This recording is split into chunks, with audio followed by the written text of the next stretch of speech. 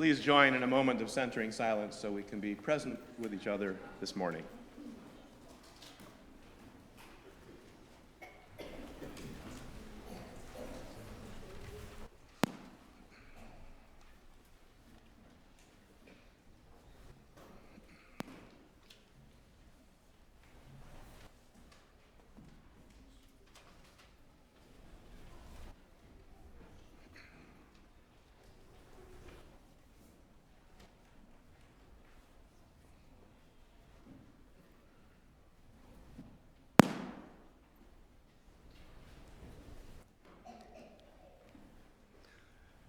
And now let's get musically present with each other by turning to the words for our in-gathering hymn, which you'll find inside your order of service.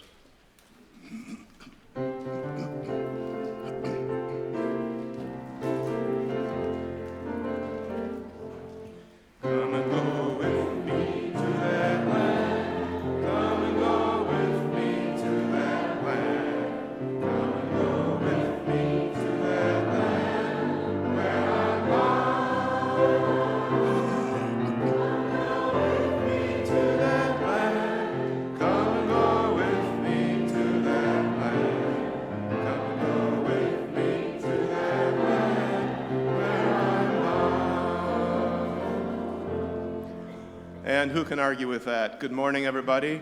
And on this Valentine's Day, let me offer a heartfelt welcome to First Unitarian Society, where independent, romantic thinkers gather. I'm wearing my Valentine's Day sweater for all of you. Gather in a safe, nurturing environment to explore issues of social, spiritual, and ethical significance as we try to make a difference in this world. I'm Steve Goldberg, a proud and very lovable member of this congregation, and I'd like to extend a special welcome to any guests, visitors, and newcomers, including our guest speaker, about whom you'll hear a little bit more later on. If this is your first time at First Unitarian Society, I think you'll find that this is a special place. And if you'd like to learn a little bit more about our special buildings, we offer a guided tour after this morning's service. Just gather over here by the windows after the service, and we will take care of you. Speaking of taking care of each other, I think you know the drill by now. This is a perfect time to silence those pesky electronic devices because you will not need them for the next hour. Thanks for taking care of that. And speaking of taking care of people, if you're accompanied this morning by a youngster, and you think that youngster might worry about you getting fidgety during the service, we offer a couple options for you and your youngster to enjoy the service. One space is our child haven in the back corner of the auditorium, and we have some seating right outside the doorway in the commons for you. And this is my favorite part of the announcements because this is where we offer thanks and appreciation to the volunteers who are making this service possible this morning. So as I read their names, just think about the fact that if you join this team, you too will be able to hear your name announced from this microphone. And I'm talking about Mary Mannering, who's handling the sound system today. Tom Boykoff, thanks Tom for being our lay minister. Greeting us upstairs has been Corrine Perrin. Thank you, Corrine. Nancy Daly and Ann Ostrom are the ushers today. Nancy Kossoff is handling the all-important, much-appreciated hospitality and coffee after the service. Our greenery has been lovingly watered by John Tews, and our tour guide a little later on today is John Powell. A couple announcements before the service begins. One, I mentioned that these are special buildings, and I don't know if you noticed it or not, but we received an announcement in the mail this week that on February 29, Monday evening, in the Gabler living room, we'll have a chance to hear about Frank Lloyd Wright and the Unitarian Meeting House, A History, sponsored by the Board of the Friends of the Meeting House. Good opportunity to enjoy that historical perspective on the landmark building across the parking lot. And it's on February 29, so what a great way to take advantage of leap year. All right.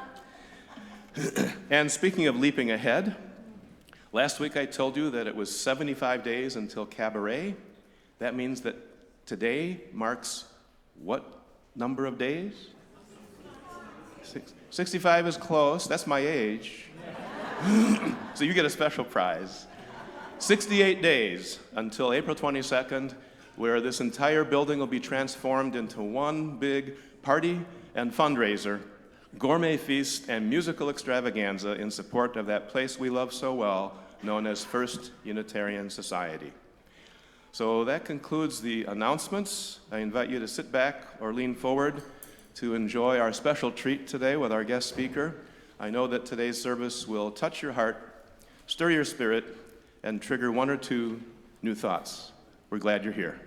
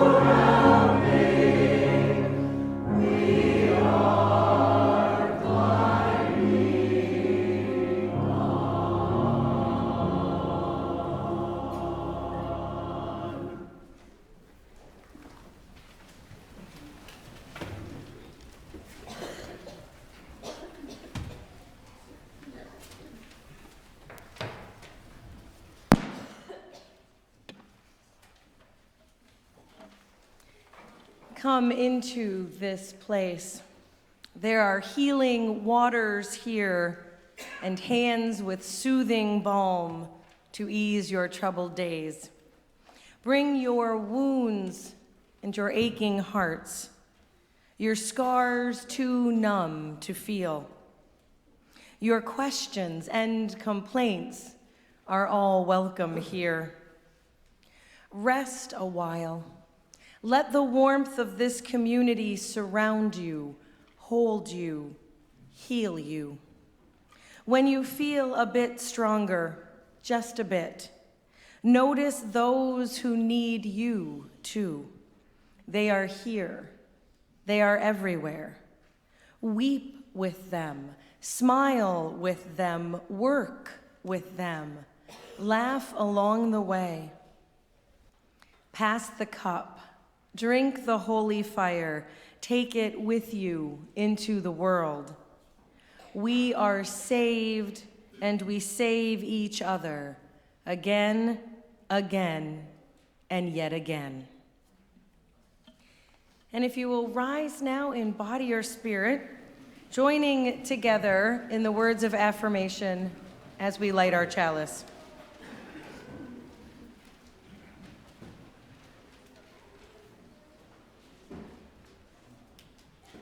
Even after all this time, the sun never says to the earth, "You owe me." Look what happens with a love like that. It lights the whole world. And before we join together in song, if you'll take a moment to turn and greet your neighbor.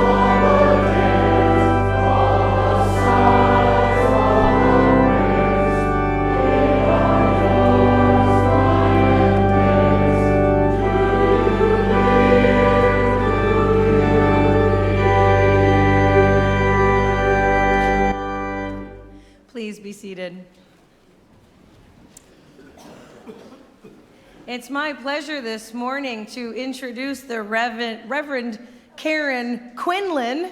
There she is in all her glory. She's not only my dear friend, she is also the minister of the James Reeb UU congregation, which is on Madison's east side. Karen comes to our ministry out of a background in ecology and understands the interconnected web of all existence as both a physical and a theological reality.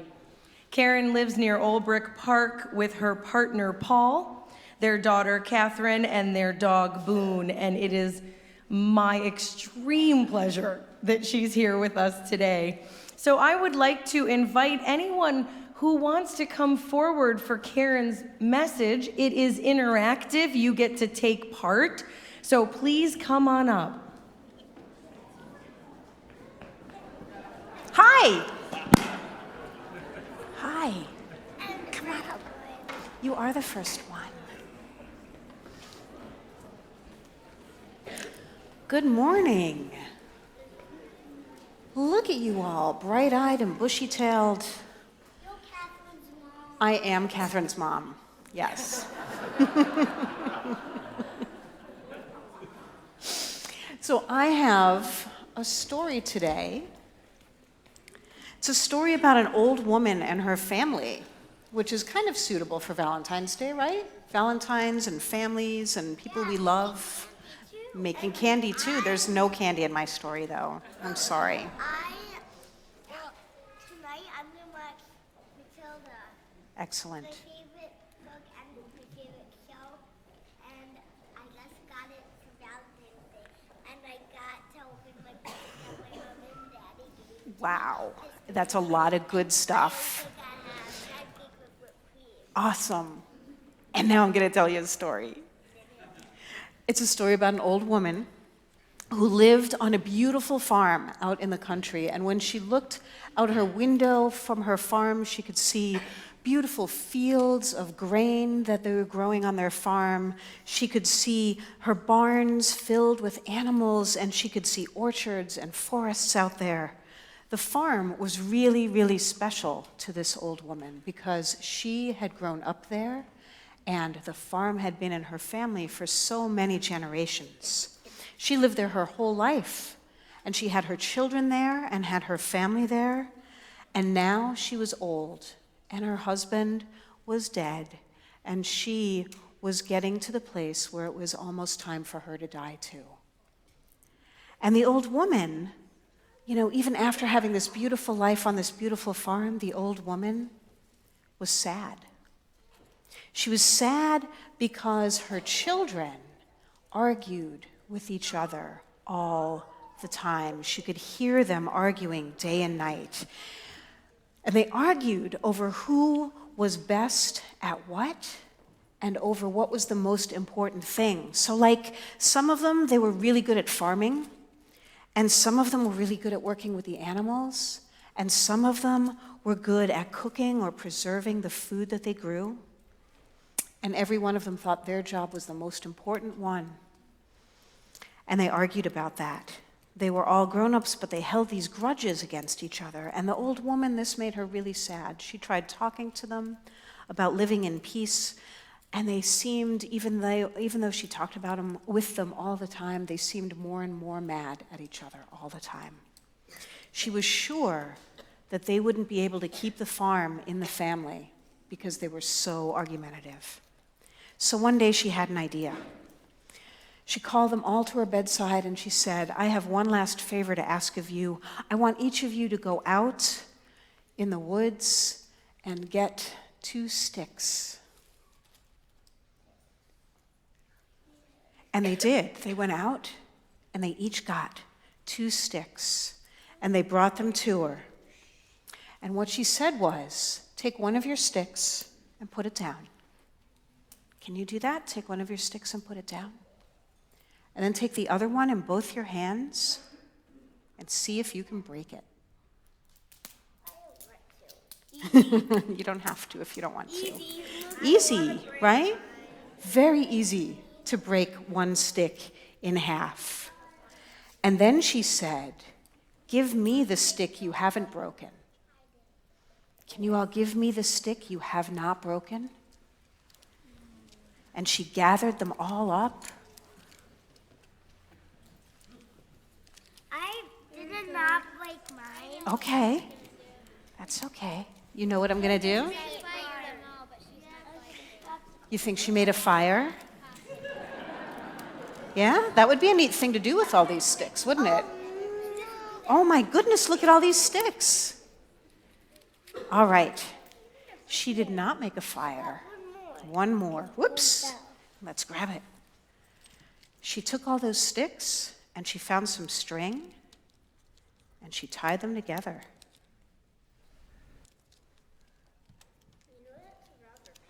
I do. I don't have any string. Can't put anything over on you guys, can I?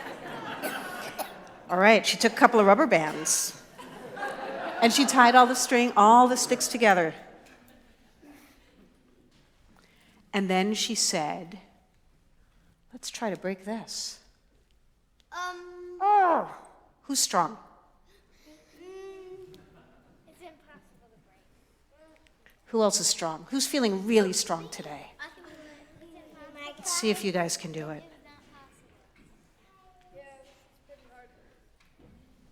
Can I try? Uh-huh. So the children of the old woman, they passed the bundle around just like you're doing, and they tried to break it. Do you think they could?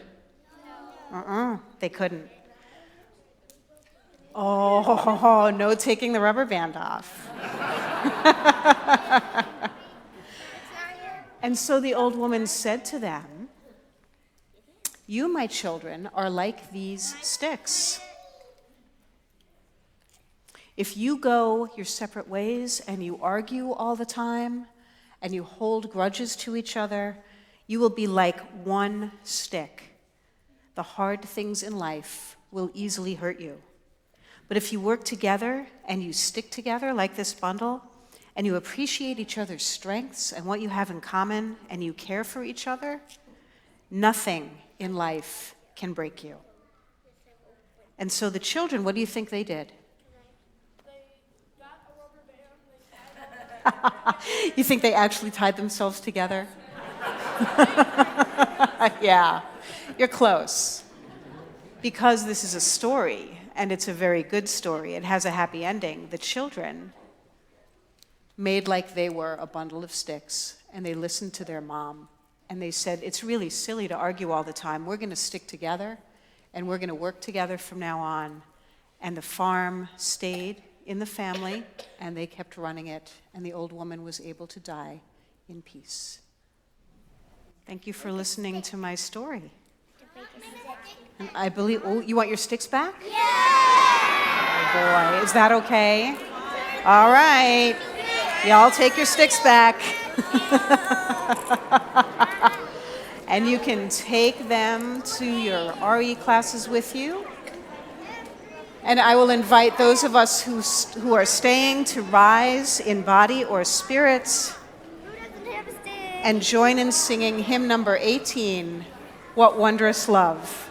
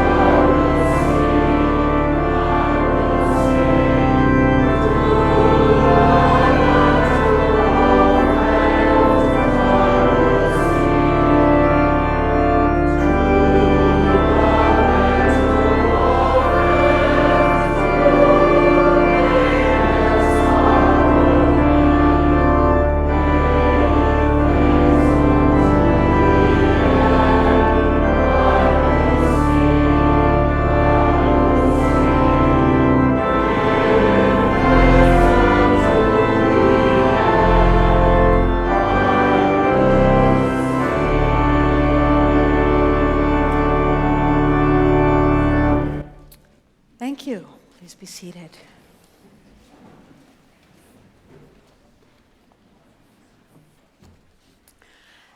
Alison Luderman was born in 1958. She was raised in Massachusetts.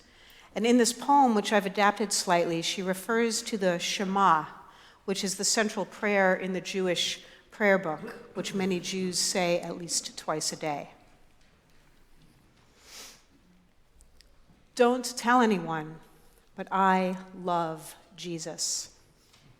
I love his big, dark Jewish eyes, so full of suffering and soul, like an unemployed poet's, and his thick, sensuous Jewish lips, and his kinky, curly hair, just like mine, uncontrollable despite conditioners, and the way he always argues with everyone and will go to hell for love. He's just like that Buddhist god Avalokiteshvara, except his name is easier to pronounce. When you're in trouble, it's hard to remember to yell for Avalokiteshvara, but oh, Jesus arises naturally every time a crazy driver hot dogs past me on the freeway. I know I should say the Shema when I'm about to die, but will I be able to remember Hebrew at a time like that? I don't want to die saying, oh, damn it. I'd like to leave my body consciously, like a Tibetan Lama, sitting in full lotus with my head turned toward where I'll reincarnate next. But let's be realistic. I probably couldn't meditate enough to become enlightened in the however many years I have left. Jesus seems easier.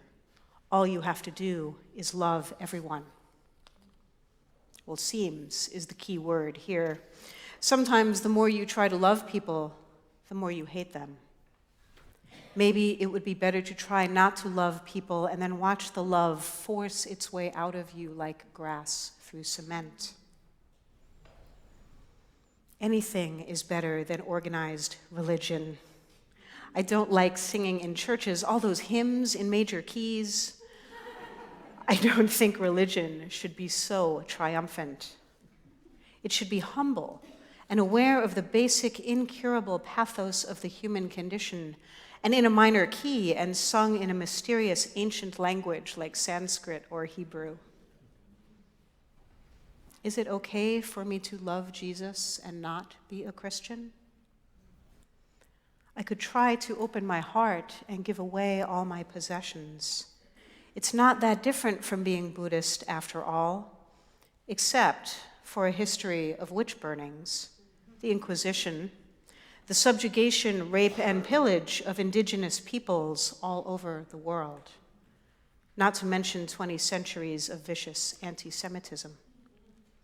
That's a lot to overlook, to get back to a baby born among animals to a Jewish mother, Miriam. And what about that other Mary, the sexy one? Jesus, I don't believe you died a virgin. I think you needed to taste everything human to inhabit the whole mess: blood, poop, flies, envy, regret. Why me? I owe you and all the other bodhisattvas and sages and newborn babies a debt of thanks for agreeing to come back and marry yourselves to our painful predicament again and again. And I do thank you, bowing to the infinite directions.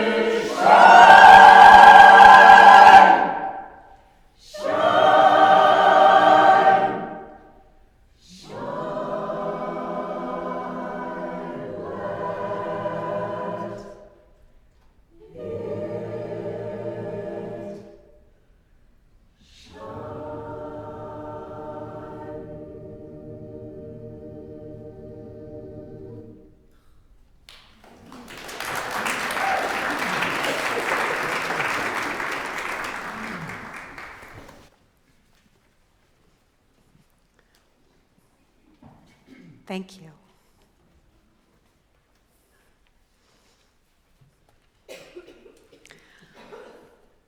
Like Miss Luderman, I'm not a Christian, but I have to admit that I do love Jesus. His story is a pretty wondrous one. I don't mean the miracles and the coming back to life stuff. I mean the stories, the awareness raising, the intentionality, the love. I especially love his ideas about justice and compassion and hope. Take the Sermon on the Mount, for example. The meek will inherit the earth, the merciful will receive mercy, the peacemakers will be called the children of God. He articulated the golden rule during this sermon as well. In everything, do to others as you would have them do to you. And he helped people think of doing good works in a new way, that it came from inside them, telling them, you are the light of the world. Let your light shine before others. Jesus hung out with sinners, with lepers and prostitutes, people who weren't just ignored by society, but purposefully marginalized by the religious leaders of the day. He ate with them and listened to their stories. And he told story after story to try to teach people how to be in right relationship with each other. And he showed them by his own example. And he challenged them to learn how to be their best selves, like in the story of the rich man who came to him asking what he had to do to be saved. Jesus reminded him of the commandments, to which the man replied, "Teacher, I have kept all of these since my youth." Jesus, looking at him, loved him and said, "You lack one thing. Go, sell what you own, and give the money to the poor, and you will have treasure in heaven. Then come, follow me." His challenge to us to learn how to be our best selves is grounded in a message of radical love and hospitality. The book of Matthew tells us that Jesus, when asked by the Pharisees which commandment was the greatest, replied, "You shall love the Lord your God with all your heart and all your soul and with all your mind. This is the greatest and first commandment, and a second is like it. You shall love your neighbor as yourself." And then, as Luke tells it, when pressed to define neighbor, Jesus affirmed the unity of humanity with the parable of the Good Samaritan. The story where the man cares for an injured Jew and finds him shelter after finding him on the road after being beaten. The defining characteristic of this story is the deep hatred between Jews and Samaritans. We are to love God and everyone with our whole being. And as far as we can tell from what has been written about his life, this is exactly what he did. Love his friends and his enemies, helping them be their best selves, and forgiving them when they inevitably weren't. The gospel stories clearly show that the disciples were often greedy and obtuse and self-focused. And what Jesus did is tell them over and over and show them over and over what was really important in life: love.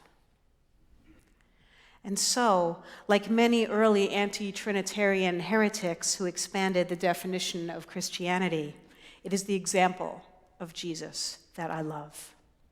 Like Faustus Aquinas, a 16th century member of the Polish Reformed Church, I believe Jesus was fully human, no more or no less divine than you and I.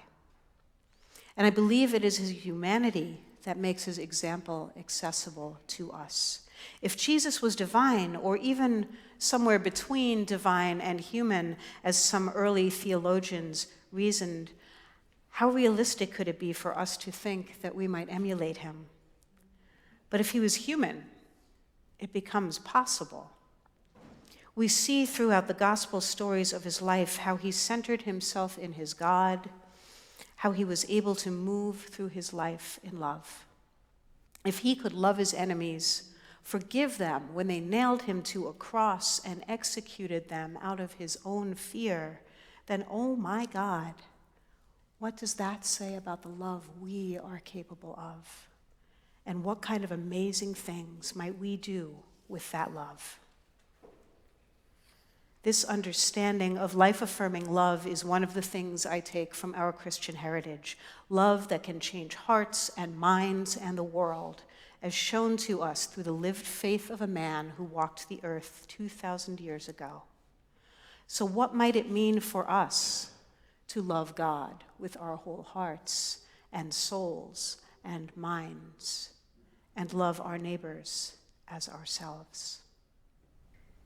I certainly can't speak for all of us, especially about the first great commandment, given the wide diversity of God concepts held by people in our tradition, probably in this room, from humanistic or atheistic beliefs that don't include any God at all, to redefined ideas of God, to more traditional concepts of a personal God. But for me, I use God language to describe that which arises between us, or between ourselves and our surroundings, when we're intentionally in harmony or appreciating each other. And so for me, loving God with my whole heart and mind and soul is descriptive of opening myself to that which is around me, of being receptive and aware and grateful for knowing that I'm connected to all things and all beings on many, many levels.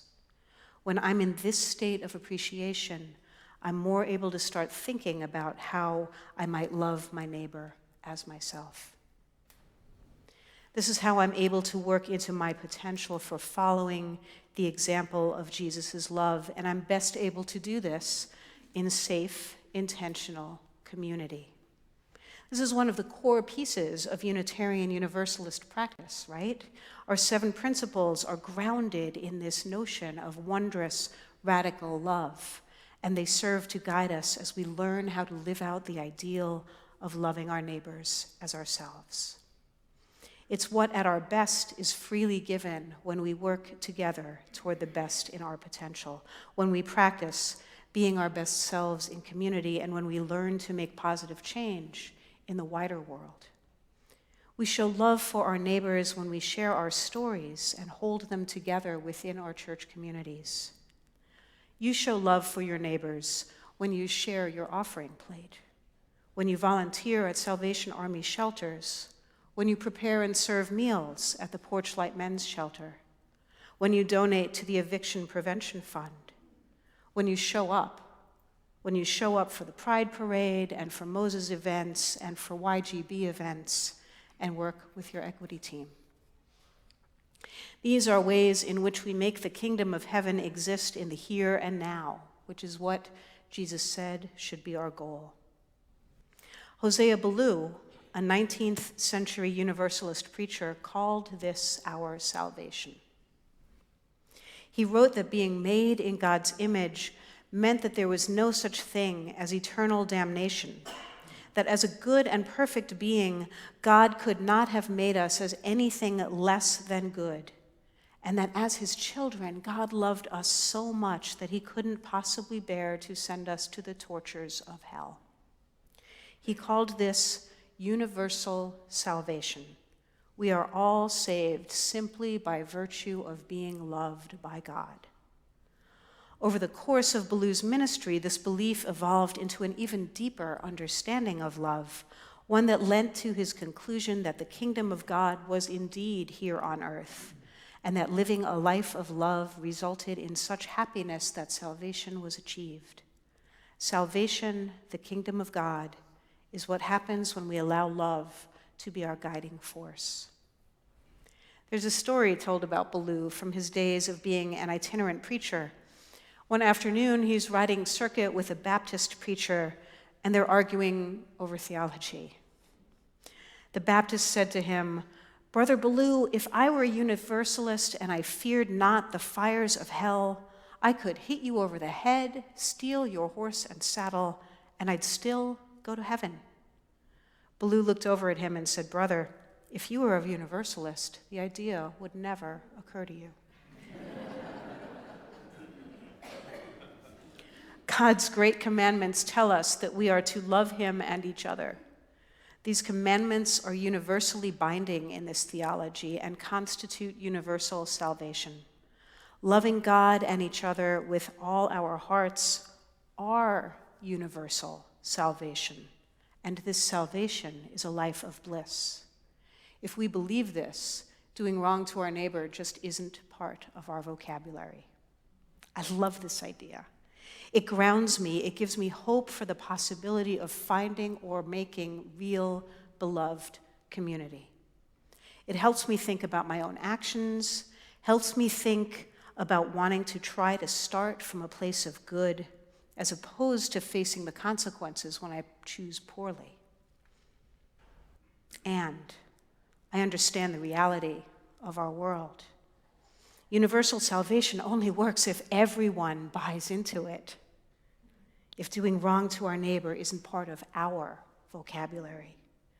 I know that half the time I'm not in the place of appreciation and openness that I described earlier, and I can observe that neither are a lot of my neighbors. And so I wonder whether Hosea Ballew's beautiful idea isn't more of an ideal, an optimistic but unrealistic ideal. The Unitarian minister William Ellery Channing, a contemporary of Ballew's, had a slightly different take on our goodness, writing in 1828 that, quote, "The great work of religion is to conform ourselves to God, or to unfold the divine likeness within us." So Channing thought that we were made to learn to be good, that we had to work at it. He recognized that, as imperfect humans, we did sin, and like most Christians, he believed that our salvation lay in the redemption offered by Jesus' death. This is called atonement theology, this idea that the sacrifice of one special person can redeem all people. And it's the basis of the traditional Christian idea of salvation. Adam and Eve, in listening to the serpent and eating from the tree of knowledge, disobeyed the rules that God had established and therefore tainted all of humankind with original sin.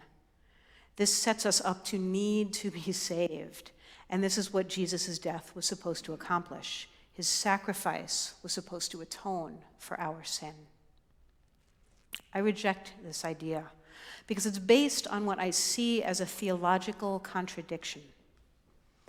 Even if I could get my head around the idea that one person's sacrifice could make up for the sins of all, I cannot see as valid the idea that salvation could come out of the violent beating and death of a man who was feared by the establishment for his radical ideas of how we humans should act toward one another. I've heard women in domestic violence shelters talk about confiding in their priests and pastors, only to be told that their faith requires them to submit to the will of their husband. And if that submission means they are beaten, they should suffer this fate willingly and silently as Jesus suffered his. Their reward will come later, they say, as an afterlife of heavenly bliss. They call this salvation, and they base it upon the death of their Savior. I call it violence begetting violence. And beyond this, I reject the concept of original sin from which we are supposed to have needed salvation. I think Eve did a brave and amazing thing in choosing to disobey the divine order, to limit her understanding of the world so she could remain in paradise. I believe that Eve brought humankind our freedom to explore the world and how we might fit in it. It wasn't a fall, it was an awakening. And so, we have nothing to be saved from. Or do we? One of the consequences of our ability to freely explore the world and how we might be in it is that we have choices.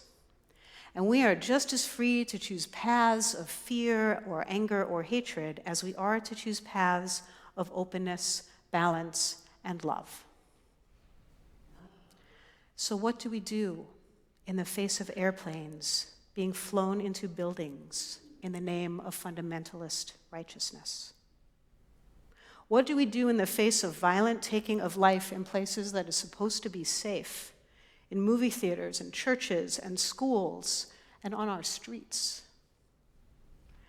What do we do in the face of institutional systems that still, despite the hard work and the awakening of so many people, serve to treat people of color and people of little means inequitably and violently? I have come to think of salvation as the thing that helps us deal with the darkness in our lives. That Baptist minister arguing with Hosea Ballou had a real point, as did Reverend Channing. They had thought about the darkness inside us.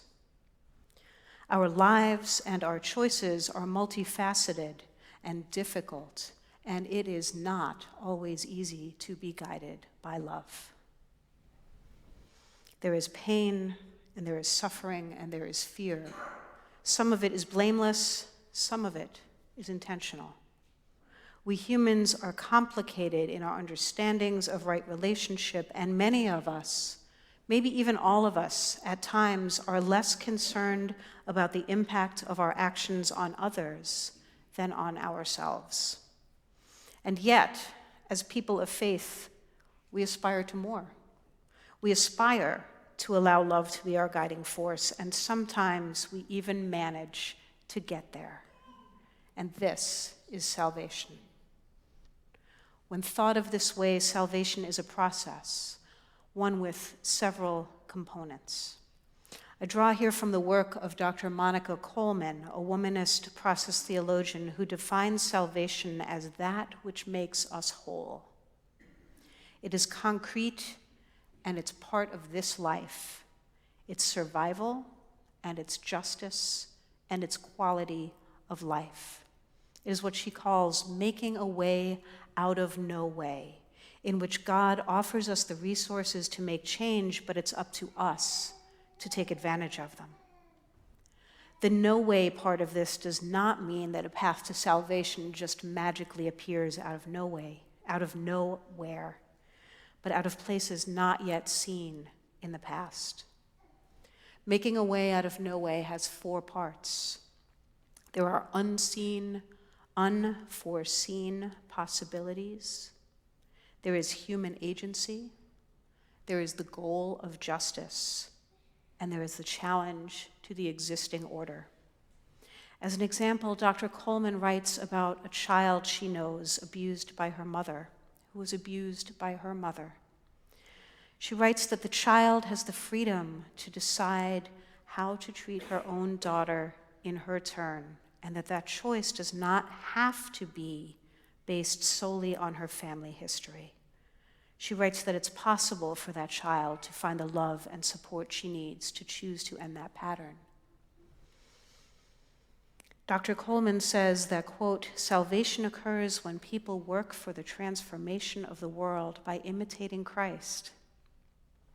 Salvation is not always liberation and freedom from all pain and all suffering, but, quote, the survival and quality of life, and it requires the cooperation of the world in which we live. A couple of summers ago, I went on a service learning trip to Haiti, and I saw a great example of this process of salvation. While I was preparing for my trip, I learned about the Macoutes, the violent enforcers of the bloody regimes of Haiti's not-so-distant past. One of their practices was what they called the necklacing of resistors, where they would take tires and place them around their necks, fill them with gasoline, and light them. While working with the people of the peasant movement of Papai, a grassroots change organization in Haiti, I learned about and I got to try one of their practices of making a way out of no way. They transformed old tires into container gardens. 2 of those gardens could grow enough vegetables to feed a whole family. There was unforeseen possibility in those tires. Human agency in the deliberate use of an old symbol of terror to make a practical and symbolic use of hope. And the goal of justice and challenge to the existing order by this activist organization that held that practice, all in one act of cutting tires and flipping them inside out. Survival and justice and quality of life all become possible in this single action done in community. And so, as I think about whether salvation can have any meaning in my own theology or in Unitarian Universalism, I find myself convinced that it must be based on the living exemplar that was Jesus, rather than on the single event of his death. His ministry offers us tools with which to move into salvation, teaching, healing, praying, welcoming, suffering with. These are all things that are done in community. So for me, salvation happens in community, in our understanding that we are all connected, in my understanding of a God that is interwoven into those relationships with each other and with everything around us. Salvation is in our ability to care for each other in the face of hate and evil and fear. It's in our ability to try to protect our vulnerable and to continue to try to make change in the world and to try to live into our own ideals. It is in our ability to face those fears when we are supporting each other.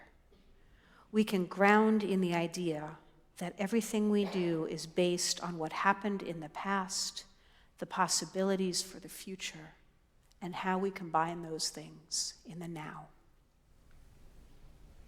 May it be so, and may we make it so.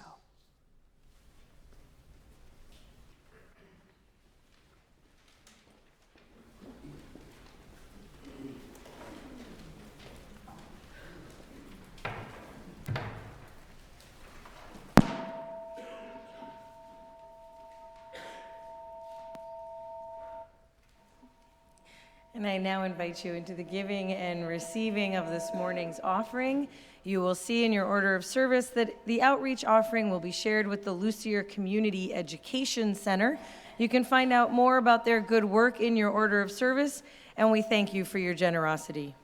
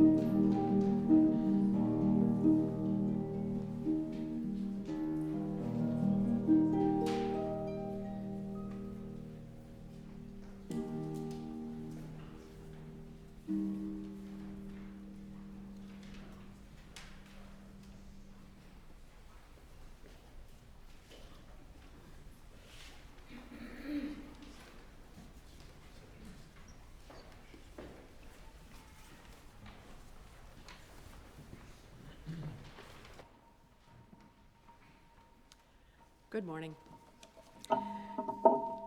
My name's Sandy Eskridge, and I'm a longtime member here. As we come into spring, or hopeful, the idea that spring might be hopeful, we have our annual campaign, and many times members, as any of us, are asked to share the reasons that we are supporters of our organization.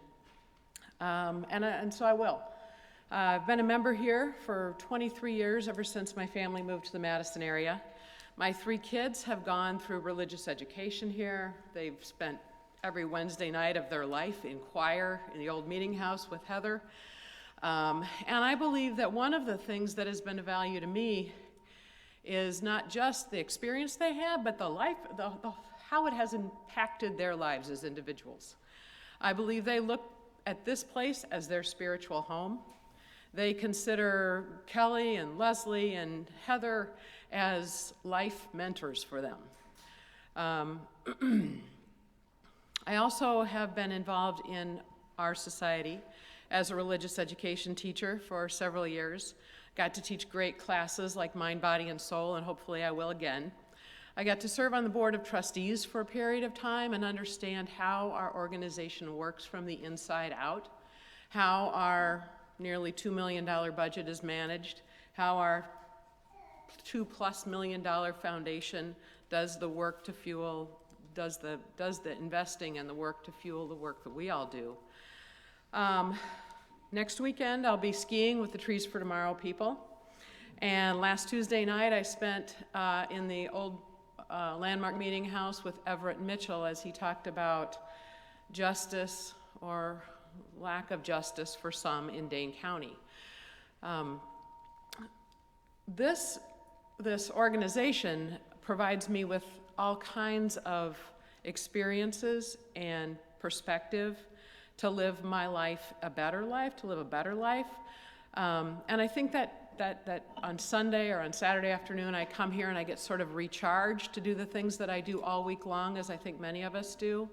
The principles of the Unitarian Universalist community allow me to do my job, just as it allows all of you to do what you do for the rest of the week.